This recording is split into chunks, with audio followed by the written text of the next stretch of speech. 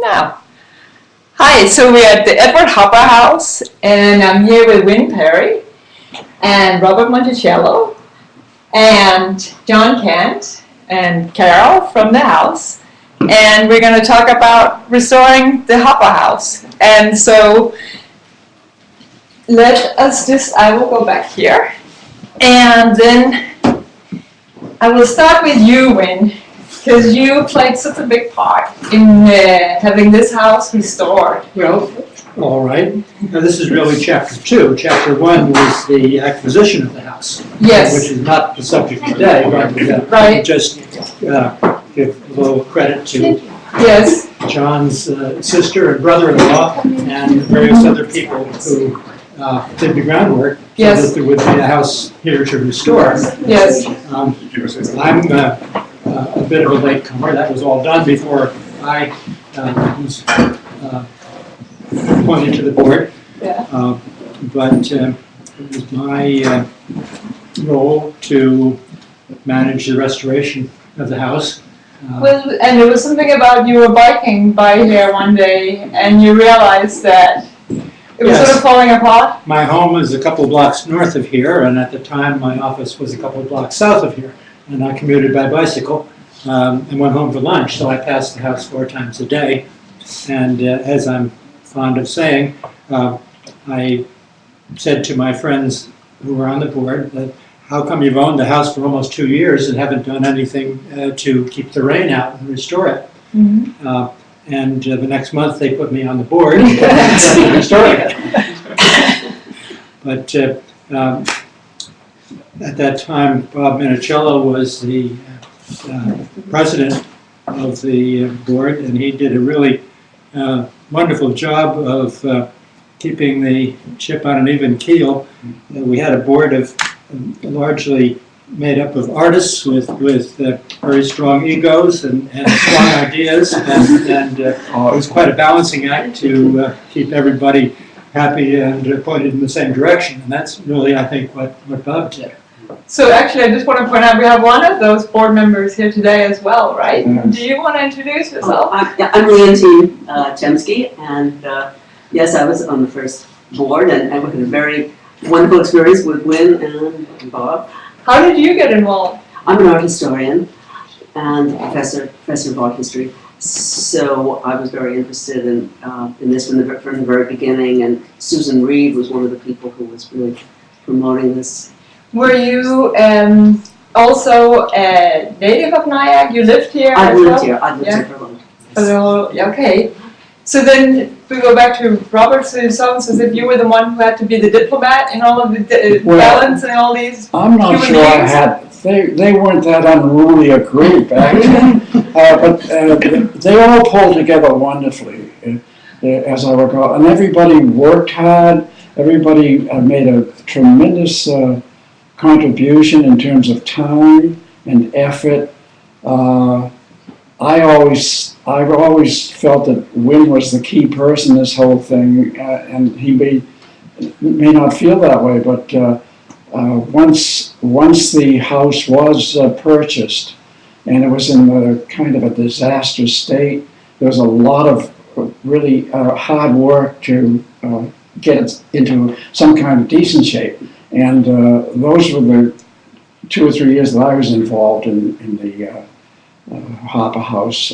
How did you come to know Wynn in the first place? Well, I think we met on the board. Yeah, I think so. I think that was the first time I met. Even though I've been in Bloorville for almost 60 years now. I haven't lived in Nyack, but I've been interested in art all my life, and I published art education materials actually for schools, art prints and art textbooks.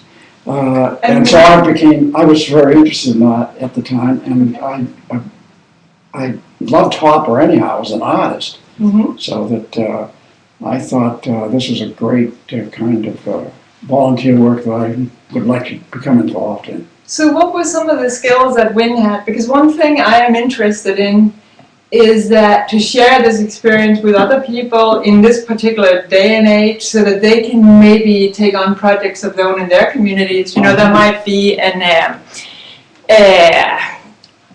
might be some female artist who lives somewhere and you need to archive her work or restore that. So what are some of the skills that you would say that Wynn had that are key to doing this?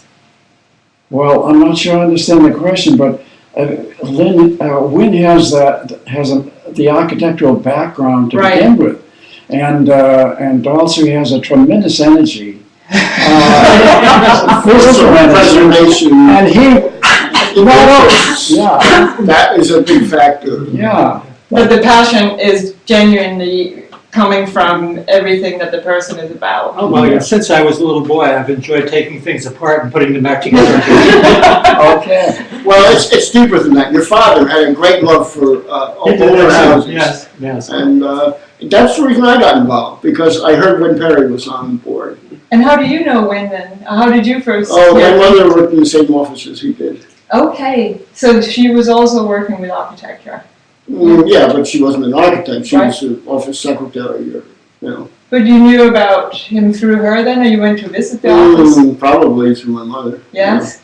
So you felt that it made the project worthy of your time as well? Well, I think we thought highly of the guy who was at the helm. Yes. So, but you also go to delegating, right, Wynn?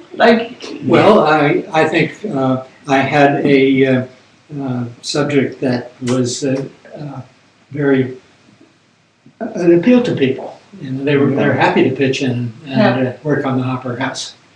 And I asked people to do things, and they did them. I haven't been that successful in more recent projects. Nowadays, I usually wind up working alone. What are some of the more recent projects where you haven't been so successful in mobilizing people? I'd rather not complain.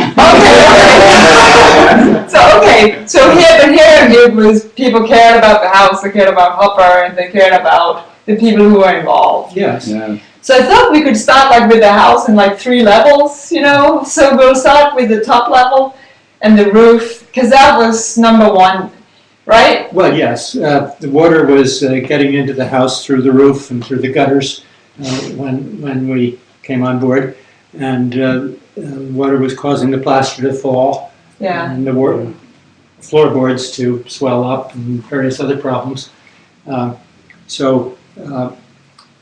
I don't remember where we got the shingles. I think They were donated. I think a manufacturer donated them. A local? That was when fiberglass shingles first came out. They were very thin, and they were a little different to work with, but they may have been a way of promoting fiberglass shingles that they pushed them out. So you got a lot of local manufacturers to contribute to the house. It was one manufacturer. The one actually manufacturing the shingles, I don't know, but weren't there 2 lumber yards involved? Yes, and the paint was donated for the exterior of the house. Right. But the way the shingles got on the roof was that one of the board members knew Michael Julia, who was a young artist who needed a place to live and didn't have a 9-to-5 job, so we arranged for him to live here in return for doing some of the basic restoration jobs on the house. He was a handy jack of all trades. Right. And as I recall, he did the shingling of the roof. Did you work on it too, John? Or was it? Yeah, but not. I was occasionally up there. I did a lot of roofs. I guess I wasn't as interested as this one. I don't know. So that leads into what's going on now, and then maybe Carol, you can pop your head in here. So just because Carol is on No. There you are. You can just introduce yourself, Carol, and then because you're also on the top floor, and then talk about what's going to be happening via fundraising for the roof next week. Yes, well, it's been 40 years or more now, right? I mean, we had our 40th anniversary in 1971, but I guess the roof was done What year, do you recall? 73 maybe. Okay, so, yeah, so it's time before disaster strikes, we will replace the roof, and on September 8th, we're having a fundraiser, Raise the Roof fundraiser to replace the roof. So it's held up remarkably well. Yeah. Piece by piece, new things are being fixed in the house, and it's becoming a real place for high-quality art, museum exhibitions. We just had the Edward Hopper Prelude exhibit here, so finally, step by step, Yeah. we're getting there. And also, Yeah. Carol's office is upstairs. Does anybody know what that little room would have been? Because that's sort of the smallest Yeah, of it's like the a little rooms, closet. right? Yeah. So Is back that to the you room guys. right above here? Yes, uh-huh. And the I wonder, idea, it yeah. might have It's- been A maid's room, or? well, it was a small maid. But Carol fits in there. Not that you're Could have been a nursery or a sewing Yeah. room, I suppose, Okay. or just a storage room. You know Yeah. pretty much the functions of each of the rooms up there. You knew which one was Hopper's bedroom as a child, right? Wait, I think so. Yeah. Yes. And that is the one that's currently, there's 3 rooms up there, the bedrooms, and they're now for artists and residents. So they're like artists working there. Mhm. And now we then go down the steps, and now here we are on the ground floor. Well, there was one other thing I wanted to say about the roof. If Yeah, you let me yeah. mess up your outline here. Yeah. Michael D'Elia was aspiring to be an artist at the time, and he wanted to have his studio in the attic where Edward Hopper had drawn his rowing machine and punching bag, Mhm. in the familiar drawing. Yeah. And he insisted on having skylights up there because the opportunity to have north light in an artist studio. And the board was very concerned about it because we were trying to preserve the house the way it had been Mm-hmm. in Edward Hopper's boyhood. And we were very reluctant to let him put those skylights up there. But someone gave us cloudy sliding glass doors had been replaced with new clear ones. And Michael dragged those up onto the roof and made curbs around them and flashing and That's put them fantastic. on as skylights. Are they still there? They're still there, I think, yeah. I don't think I've And- seen that room. And our rationale was that, in the future, if the board wanted to, they could be removed and it could be returned to the way it was in Hopper's day. So that's, I think, a question that the board ought to Well, consider. yeah, I think the board does want, yes, the plan is to remove the skylights when we redo the roof. To move to Oh, them. really? Yeah. They look, yeah, they don't look like they belong, Yeah. especially after all these years. The 2 guys that they were donated by the village of Nyack that had just dismantled some sort of a swimming pool center down on, I don't know, anyway. And I remember Mike Leah was perturbed because this is very well seasoned fir, and they went through saw blades like crazy cutting that stuff. Yeah, anyway. But they've been there for how long? So they've been there for 40 years. But, Well, I don't know, maybe it was a few years after. yeah.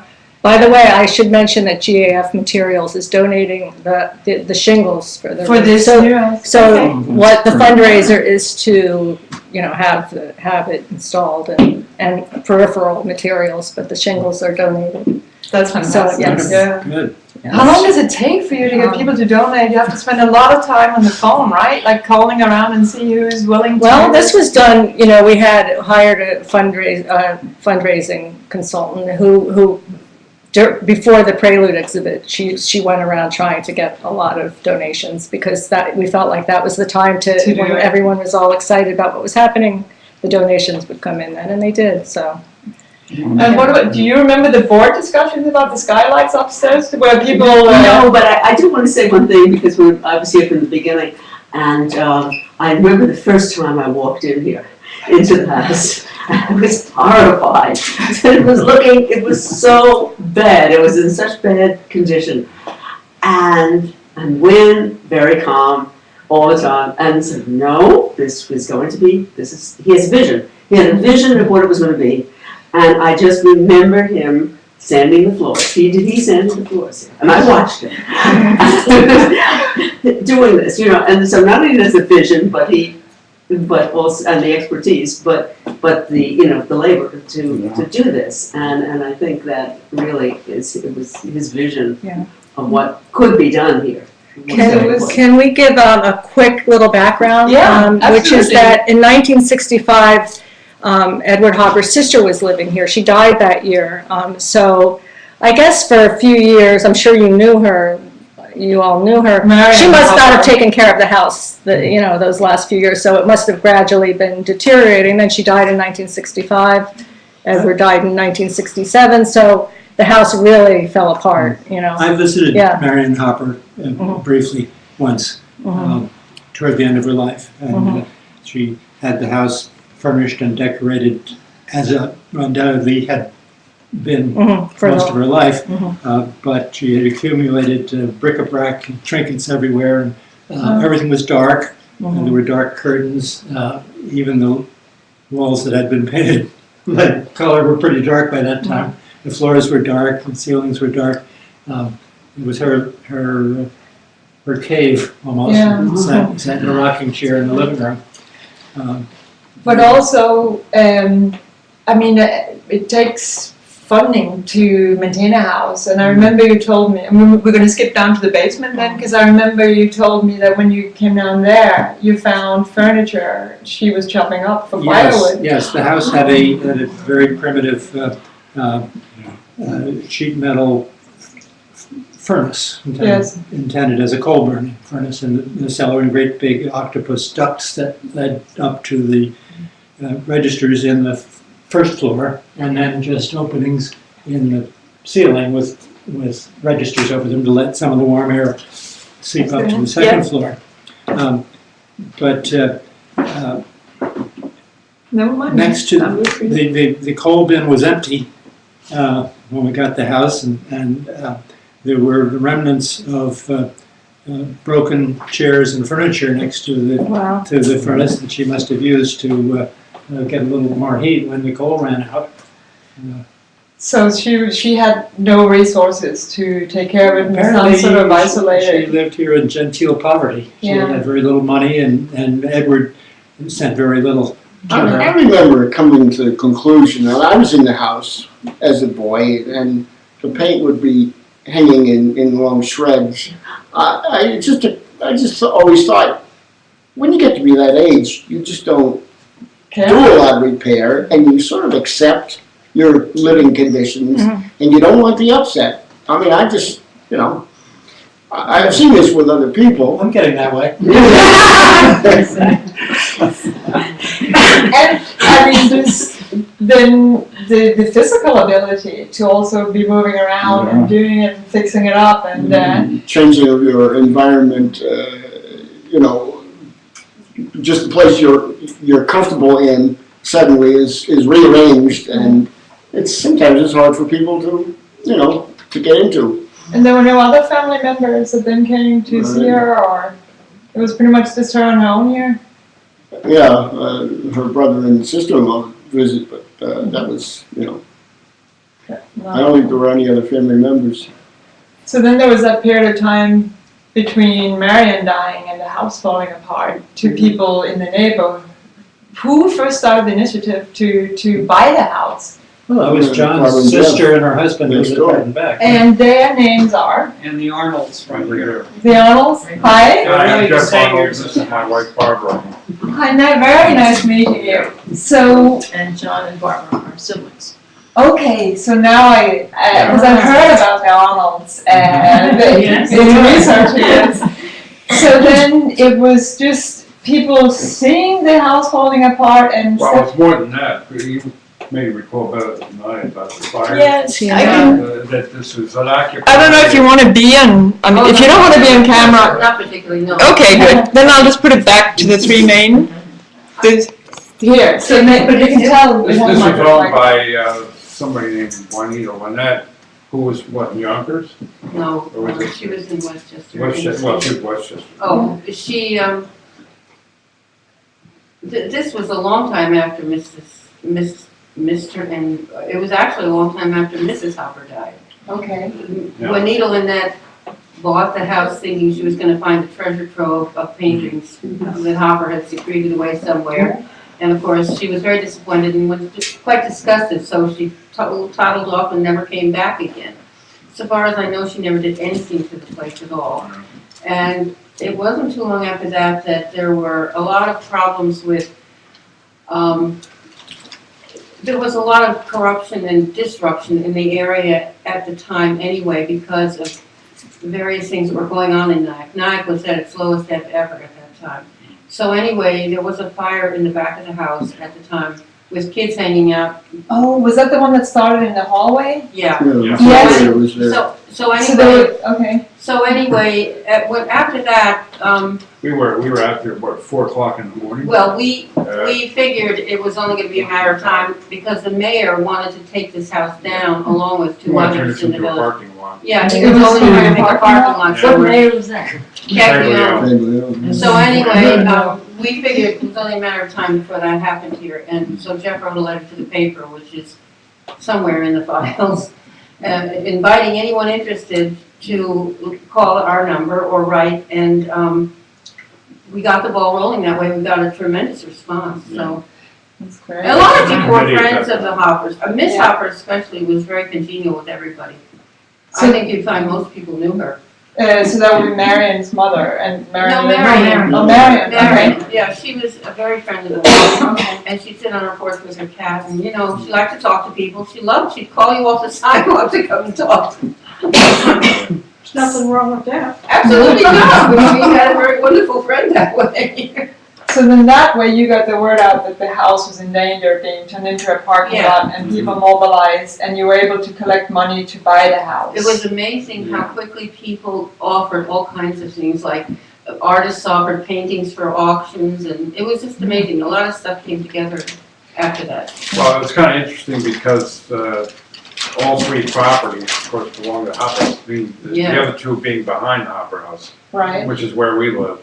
And we had the option of buying all 3 properties, but we chose to just buy the 2, right? The We 2 didn't- that we weren't gonna stay here, we were all packed to go to Boston, so Okay. it was very inconvenient timing for us all together, and we figured, well, maybe we could handle 2 investment properties, but no more. And we had a connection with the lawyer for the Hopper estate, It was the Bank of New York, Bank of, actually. the representing Bank of New York. Yeah, they were Okay. the executors.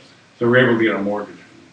So see, that all is important as Yeah. well, just the connections, the familiarity with the family, Right. and then being able to reach out to your friends in your network. Right. And then they tell other people about it. So I guess today, because I'm still trying to make the equivalent to today, how people spread the word is through the web, you know, like how you can At fundraise. that time, the town was more of the old-fashioned town, too. It Okay, still had not inverted with population. Most of the people who lived here at that time were many generations here. So we had lived here since the middle to late 40s, and we knew everybody. We knew a lot of people, just everybody. Everybody you talked to was somebody you knew. So anyway, that helped a lot. Now, I have to say, for us, that would have been difficult, because I know almost no one here. so that's very interesting that even though everybody thinks of themselves as being so quickly connected, today, Mm-hmm. you were actually having an easier time of it at the time. Yeah. Yeah. We couldn't walk down the street without saying hello. Oh, I know. Yeah. To the village would take a couple of hours, because you know, It was the day. and everybody walked. Yes. So, And they had trees. Yes, they had trees. I came to Rockland in '69, and I'm a tourist. I hunt for everything that's there, and I came to Nyack, and I was very disappointed because I came down Main Street, and there wasn't anything. There weren't any shops. There weren't any fun places. There was only Woolworths. Well, we miss Woolworths. yes. Because of shopping's paradise and whatnot, there's no meters.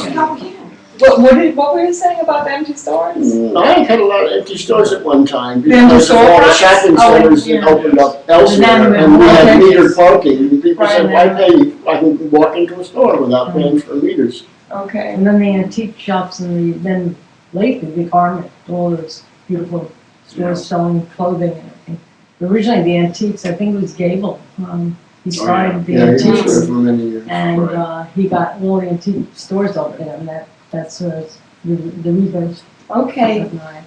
And then, when do you want to tell about that fire? Because you, so Well, again, I that's saw on it. this floor and the hallway, I didn't see the fire, but I saw the results of the fire, where some of the boards. and it was Floor. just, people were squatting in the hallway, right? And then Well, had yes, Barbara, Jeff said the kids had been in the house, They were maybe hanging out. living Yeah. there. But they actually probably been hanging out a long time when that happened, actually. I don't think that was the first time they were doing it. and then it's just the They fridge had caught on taken- they fire. had dragged the refrigerator from the kitchen into the back hall, maybe because there was a working electrical outlet there. Yeah. Yeah, And it was an old refrigerator, and the wiring gave out or something, and it just started burning and charred, made a lot of smoke and charred the floor. The firemen broke the front door to get in to fight the fire. It's still the same door, we glued it back together. Well, That's And the you took it home to your pool table, right? You laid it out on your billiard table and then pick yes, and glued it and clamped it, and it was okay. And my father had just repaired an old house and had some pine boards left over. It turned out to be an exact match for the floorboards in this house. He had salvaged them from some other old house. Yes. So you can't tell now which 2 or 3 boards in the back hall are the ones that were replaced. That was very fortunate. Yeah. And then, so now let's get you in, Robert. So when you then came on the board, what were some of the first things you had to get involved with? Well, I guess just coordinating the work, although I delegated most of that to Lynn, actually. So but didn't you have some financial dealings to take care of? You know, Mortgage was converted to the different. yes, but I don't recall those very clearly, so I'm not very helpful about that matter. Well, However, I think that the much of the repair and construction that went on was handled by Wynn, of course, and a lot of the work was done by Wynn too. But we all pitched in. And John, I think And John, of What I was course. gonna say is, I'm sorry that we didn't have a clipboard when people came. When I work with Habitat, your name goes on a list, and wouldn't that be a great resource? Yeah, I guess that's But there were tons of work on Saturdays, where sometimes it was just cleaning up the yard. That's where I met Bob. And I heard this wonderful accent. And Boston. so Boston. I'm from Boston. he Yeah. introduced me to peanut butter and banana sandwiches. I know about it, and that was a cleanup right in the yard. I think we did dry wells or something. I can't remember exactly. there was a big brick cistern Oh, right that's outside here. That you found, right? Yes, that I guess originally the roof leaders had drained into it. Yeah. And there might have been a pump from there to the kitchen, I'm not sure, to use that water for washing. Oh, that's interesting. There's one of those in our yard also. Yes, well, there's one in my yard. But behind the little house. There was one in my neighbor's yard. They were quite common thing locally. Oh, There's two underneath my house. I didn't know that's where they pumped the water into the kitchen. Yeah, well, of course, they didn't use it for drinking or cooking, but you could use it for doing the laundry and watering the garden. And so when you say clean up of the garden, just like, because It there's a was lot overgrown. overgrown and you have the big vine out in front that was all the way across the street, I heard? or- Yeah, it used to grow across the street, and then It's trying to get back. the highway department, I think, came and trimmed it back every 3 or 4 months. I don't know, but everyone took delight in how far it would get before they got to taking it down. And so when you were working here on the house, you worked mostly with Wynn, or you would just come in whenever you had the spare time? Yeah, and sometimes I just came in to stop and see if everything was okay. I remember I must have been pretty nervy. I discovered a plant in the attic that someone had not watered in months, so I brought it down, put it in the kitchen sink upstairs, and turned the water on and soaked it. And I heard from the Julias that they had the most wonderful poinsettia because someone brought it down from the attic. But that's one of the cycles the poinsettia goes through, I guess, you know. So- how many years had it been in the attic? Oh no, it wasn't that long. It was crying for for a drink, so I gave it to it. And what was some of your most favorite memories of the house that were the most rewarding? Well, I'm sitting here looking at this chimney, and there was a guy named Arndt, I think his name was, and he was. Their name will come to me, but anyway, he dropped his hammer down the chimney, and he came in here, and he's with a pry bar prying something out. There was a piece of sheet metal there, I think. I said, "What are you doing?" He said, "So I dropped my hammer down the chimney." Those were the fun things. Oh, you have another story about the other chimney, the painting that was disappeared? Oh, yeah, that's in what would have been the living room. very embarrassing. Mrs. Yeah. Collins, or? When the new heating system was put in, or the previous new heating system, we ran ducts up through the fireplace and chimney to get heat to the second floor instead of just relying on openings in the ceiling to let it through. And these sheet metal ducts look pretty ugly from the living room, the main gallery room. So we made a plywood panel to close the fireplace, and I had seen one that Beverly Colgan had decorated in a home, and I thought it was really attractive, so I asked her if she would decorate this one, which she did. But then I think maybe it was Edwin Dahlberg or whoever, one of the first artists who exhibited here, took a look at it and immediately turned it around so that the painting is now facing inward toward the fireplace. And nobody has ever turned it back. So I owe Beverly a big favor for that. What were some of your favorite memories from here? Well, just sitting here. And most frustrating.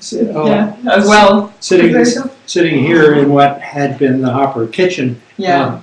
Just remembering what it looked like. But I think the stove was gone, but it fitted in that recess Okay. there.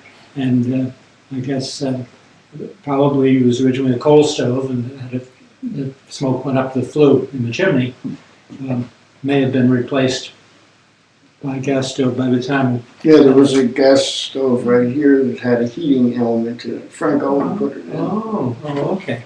Then a gas-fired water heater, it was a little one, might have been just 20 gallons or possibly 30, sitting just to the left of the chimney, and a pipe from that up to the upstairs bathroom, because that gravity hot air system didn't provide much heat to the bathroom.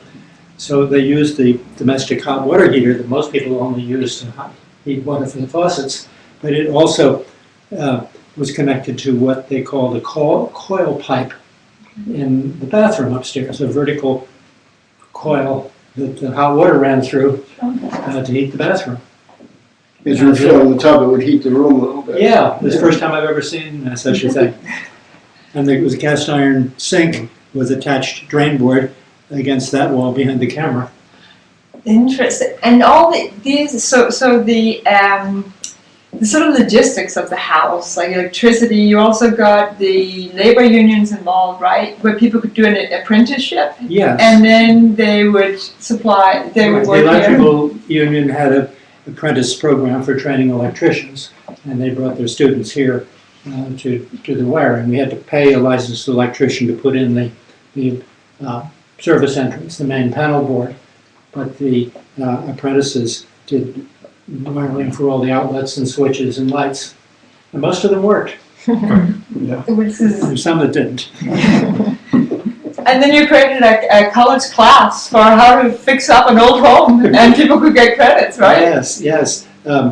Phil, what was that guy's name? The dean of Oh, Faye? Fay, Dean of Continuing Education at Rockland Community College. Oh, Dean Fay? Yeah. Yeah. Turned out his father had been a house painter, But I met him one day. I guess I was doing some work for the college, and I said, "Any chance you could run a course in home repairs at the Hopper House as a means of getting some work done, to give people credit for it." Very good idea. So he jumped at the idea. That was just the sort of thing he was looking for. It turned out to be a non-credit course, and the teacher was just a man from the college maintenance department. But it was quite successful. We had a few students, but mostly the teacher did most of the work. It didn't cost us anything. So basically, this was really a do-it-yourself project where Even the cost was Dean minimal. Fay came and worked up on the ladder with a paintbrush several days. And then you gave tasks to the board as well?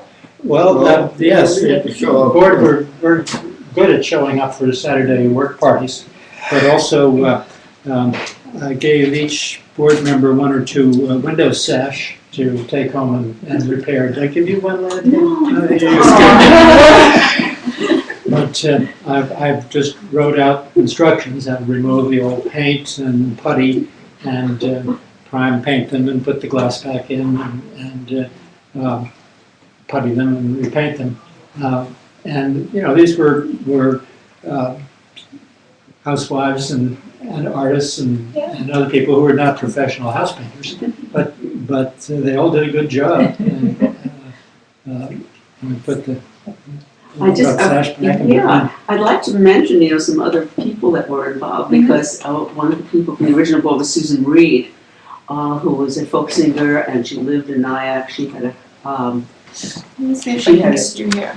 a store here, and she was very active in on the first boards. And I still remember her planting the bulbs that are She took care of the garden in the front yard for many years. Yeah, and serving mulled wine at our receptions every time, and also organizing exhibits, art exhibits. Before we had exhibits here, we had to raise money, and she was helpful in organizing exhibits to raise money, and so she was very active. So I'm sort of also then thinking that the community put all these resources into the house, but then today also thinking about like what the house has meant to the town of. Let me see. I need you to. There we go. To what the house has contributed to the economy of the town of Nyack. That must be sort of a complete balance there, right? Yes, building codes and the supervision of building projects have evolved tremendously in the last 40 years, and much more rigorous and controlled by codes and procedures, today. variances and permits and so forth. In those days, there was a building code, but they didn't hassle us at all, or just went to work on the theory that we were just repairing what's here and painting it, and that we didn't need a permit. They took us off the tax rolls and left us alone, which I don't think would happen today. Yeah, that's pretty remarkable. It was sort of people were working together and sort of bending the rules along the way and getting things done. Yeah. Mm-hmm. I think they were glad to have something done with it, because probably the reason why the parking lot concept came about is because they thought it was going to fall down, and at least it wasn't going to fall down, But don't you think that most people who come to visit Nyack today come to see the Hopper House? Many do, yeah.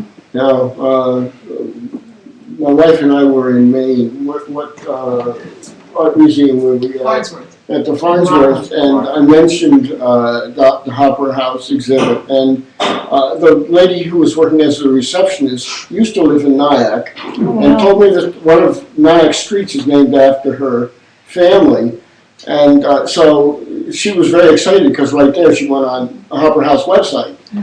And very interesting. And you then left Nyack back here? You live in Boston now? No, we still own the properties behind here. Okay. And we've been here now for several months. We have a farm upstate that we started about 14 years ago. Yeah. It's a sort of a dairy farm and other things. And anyway, that's a very going concern, and our son is doing the whole deal himself Yeah. while we're not there. So anyway. Oh, sorry. I just have to do this. I'm sorry for. Here we go. Okay. So, are there any other stories we should hear while we have all three of you in one place? And everybody here from neighbors and wives and. I'm sure you've heard my story about the heating system. All of you heard it many times, but I'd like to record it just for fun. Yes. 1 second then, because this one is full, so I'm gonna get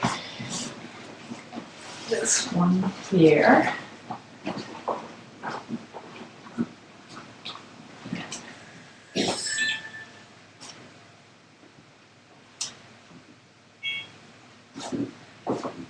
And that works just as well. I just need it up here.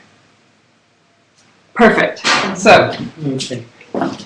so the Yes, we got a contractor to install a new heating system yes. to replace the big old sheet metal furnace, and we expected to pay him for the job, but the bill never came. And at the time he finished the job, we heard that he had gone bankrupt. And apparently he'd never listed the Hopper House as one of his creditors in his bankruptcy. So that we never asked to pay. Lucky. So So, thought the sheriff would come around and knocking on the door, but he never did. oh, was that? You also mentioned some financial matters that Robert had to attend to. What were those? Well, there was originally a sizable loan from Stephen and Meg Lehman, who were Nyack. Did you arrange for that, Jeff? Well, my stepfather, my mother had a hand in some of that money coming here, and I think maybe Lehman took it out or what? Yeah, What? It was originally my family money. And your family gives the money first, and then Stephen Lehman came in, and that money was paid back to you, and it was Yeah. Stephen. over a period of time. Yeah. Yeah. So there was a bank mortgage taken out to replace the original loans. I wasn't involved That was Robert? in that. Yeah, I don't recall that either. I'm sorry. That's okay. There must have been a lot of juggling of Yeah. Yes. one loan to pay off another loan to pay off another, you know. It seemed to me that we didn't have any real problems. Everyone seemed to cooperate Mm-hmm. and And support money- the Hopper House, yeah. Money came along just as we needed it. Yeah, it was just incredible. We'd get down to almost zero and then There were times when we somehow- had to order work done that had to be paid for, Yeah. and we didn't have the money at the time we ordered it, but we had it raised by the time we had to pay. And there were so many contributions by suppliers too. It was really wonderful. And then the camaraderie must also have been the main thing between people working on a Yes. shared project. Yes. So everybody remained. Well, I think that was touch. one of the great things about the Hopper House restoration is that just people came from all ages. There would be kids here, there'd be, doddering old people like me here, and everybody just doing what they could to help get this place in shape. And, The Rotary Club took over on the grounds at one point for several years. Built that round brick patio that's out there, and planted shrubs, some of which are still living, others have been replaced over the years. But Bob mentioned older people. It was A.W. Rittershausen was the retired Mac High School principal, who was in his 90s, and A.W. McLeod, a retired building contractor, were both members of the club, and they were among the most faithful volunteers in showing up with rakes and shovels to work around the grounds. And then there was a Hopper exhibit at another Life building. insurance. That was a fundraiser for the. That's right. Yeah. And they're on our building. Uh-huh. Right on the corner of Broadway and Main Okay. Street. And the Whitney, it's funny, I saw the list of the works, the Whitney, okay, you can have these, well, here, sign this. And it was just such a contrast to the. Not today. Yeah, Yeah. we had to get the whole new HVAC system and security system, 24-hour guard for this current Hopper show. We had 60 Yeah. volunteers. We had gotten 60 volunteers for that show because it was open. We had to have several people there at the time. Right, And it was open maybe for a week. yeah. And they were people were very happy to. So that's again, like in many ways, things are much more complicated now in terms of getting things done, and yet maybe easier in other ways, but you can definitely still extract a lot from the experience that people went through with this and the actions that were taken. When, do you remember the year that they had the auction on right across from Memorial Park? A lot of artists had their paintings. So that was the Yeah. first year. There was. My mother bought a painting for my daughter to have, and we still But that was the have it. fundraiser also? It was a Yeah. fundraiser, yeah, and artists just had paintings there. It was a big auction, Yeah. and we made money. That was the first time. Oh, okay, I didn't know. When we started the exhibit program in the house here, I think the first exhibit, as I recall, was July in 1975. Is that right, Carolyn? Sounds right, yeah. Alan Gusso was the first chair of the exhibit committee, and he was an artist and environmentalist, and was an artist with words as well as with a paintbrush, because he could talk Whitney out of paintings and arrange the estate of Jasper Cropsey, sent Jasper Cropsey original works here to exhibit. And he lined up the great artists of Rockland County, past and present, to take their turns exhibiting here, as well as promising new artists, young artists. And Alan would do a very ambitious poster for every exhibit and print 500 of them and mail them to everybody. Yeah, I marvel at how all that got done with just the board and volunteers. We finally had to ask them to stop spending money on posters. Yeah, and catalogs, nice catalogs were done, and Yes. I don't know how that was done. I still wonder.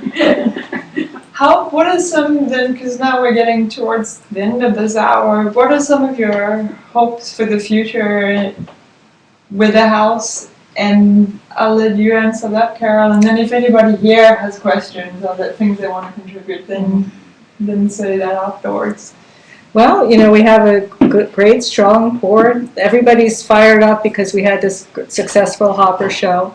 And the house has a new climate control system, so we're prepared to have all sorts of exhibits and new security. And so, yeah, we're just focusing on some good exhibits in the future. And the house taken care of bit by bit. So that's continued fundraising. Yes. Yeah, that's like a That's an constant. ongoing thing. Yeah. Carol, There's the original things that we have now on display of Hopper that we Yes. never had before. Yes.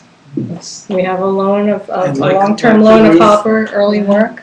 The roof and the heating, after 40 years, Mhm. some of the things that we did have to be done again because Mhm. they've served their Yeah, things only last so long, and expected lifetime. yeah. But fortunately, we have some board members, Lynn Savy and Art Gunther, who are really keeping up with the house. Everything that as it needs doing, it gets done, and you need somebody really focusing on upkeep of the house because it is a constant. By the way, where did you find the bike? Is it Hopper's bike? That's right behind us. I'll just lift the cameras. Yes, well, it's a very complicated story. Some local people There you go. told me that it was in their barn or in a friend's barn, and they were looking to get rid of it, and so we said we would like to have it. Mhm.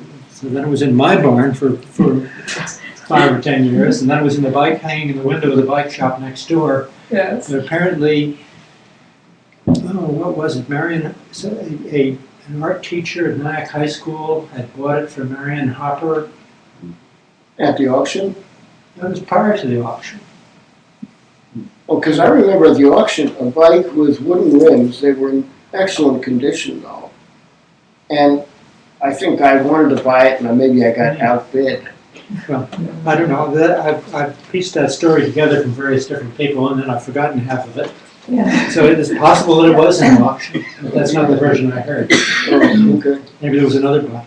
It could have been, yeah. Better condition. So it ended up in the basement here for many, many years. And we decided it needed recognition. Absolutely, yeah. Beautiful. Yeah. Yeah, at that auction, I bought a hammer that I suppose, I imagined it built some things here and the Baptist church because Edward Hopper's father was instrumental in starting the Baptist church, I think. Your grandfather. Grandfather, yeah. And it's a very unusual hammer. It must have been owned by somebody who got tired of broken handles because through the hole that's in the hammer, the iron part, are two straps that hook on the hole and then come back onto the handle where they're attached with a couple of nails. I mean, it's like 2 splints on the handle to make sure they don't break. That's really neat. And obviously done by a smith, probably right down on Bridge Street or Park Street, whichever. There were a couple of smith shops there. Yeah. Yeah. And it was also his grandfather who built the house, right? The house was built Yes, by his yeah. grandfather. Or for his grandfather. Oh, for his friend, okay, yes. And then, does anybody, because now it's like, does anybody have any story they want to contribute or any questions of, to give to? It dedicated the street to Edward Hopper now. Is that permanent?